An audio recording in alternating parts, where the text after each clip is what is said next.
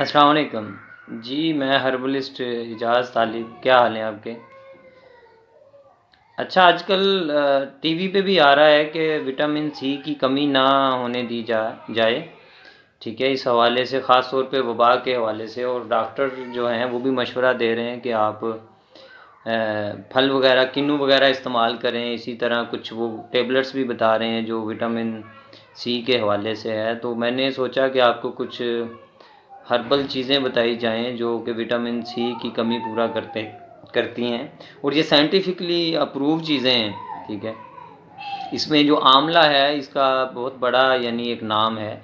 اور آملے میں آپ آملے کا سفوف بھی لے سکتے ہیں، آملے کا مربع لے سکتے ہیں، ٹھیک ہے، اور اگر کچھ تیار چیز لینی آپ چاہتے ہیں کہ اس میں ہمیں زیادہ محنت نہ کرنی پڑے، اور کوئی ایسی چیز جس کا ٹیسٹ بھی اچھا ہو، ویسے تو مربے کا بھی ٹیسٹ اچھا ہوتا ہے، لیکن اس میں ایک تیار چیز میں آپ کو بتاتا ہوں جو آپ کو ہر پنسا اسٹور سے مل جائے گی۔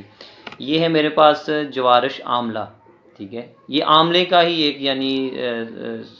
معجون ہے، معجون کی صورت میں ہوتی ہے۔ جوارش یعنی بنیادی طور پہ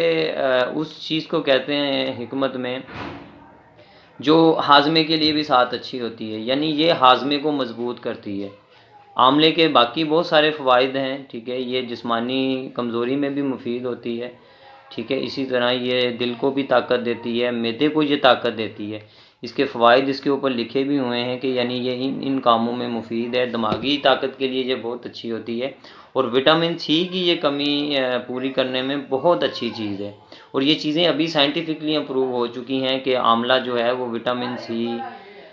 سے بھرپور ہوتا ہے، اور یہ استعمال کریں، اپنے گھر والوں کو بھی استعمال کریں، اور بچے بھی یہ استعمال کر سکتے ہیں، ٹھیک ہے، آپ بچوں کو بھی استعمال کروا سکتے ہیں۔ اگر کوئی شوگر کا پیشنٹ ہے، شوگر کا مریض ہے، تو آپ اس کو ویسے آملہ لا کے نا، خشک آملہ جو ہے اس کو صاف کر کے یعنی اس میں سے یعنی اس کی جو گٹلی ہوتی ہے وہ نکال لینی ہے، تو اس کو آپ سفوف بنا کے استعمال کروا سکتے ہیں، گھر میں بنا لیں یا گرینڈر مشین میں آپ اس کا سفوف بنا لیں۔ تو انشاءاللہ اس ویڈیو کو لائک کریں، شیئر کریں، اور اس پیغام کو لوگوں کے اندر پھیلائیں۔ خدا حافظ۔